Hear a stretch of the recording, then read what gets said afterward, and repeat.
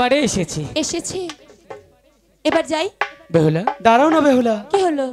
এখনো চিনতে পারছো না? আমি চিনতে পেরেছি, এদিকে শোনো, যদি তুমি আমাকে সত্যি ভালোবেসে থাকো, তোমার বাড়ি গিয়ে বর সেজে আমার বাড়ি চলে এসো, আমি তোমার জন্য বধূ সেজে অপেক্ষা করব। সত্যি বলছো? সত্যি সত্যি, তিন সত্যি। টাটা।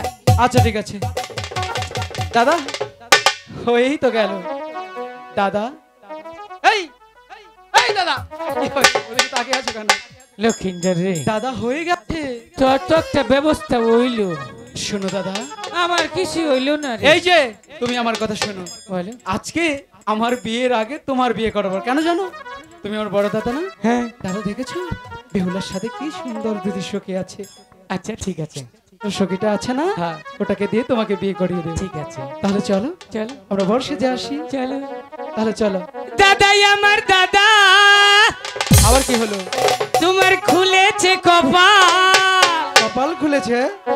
একটু পরে বেইলার সাথে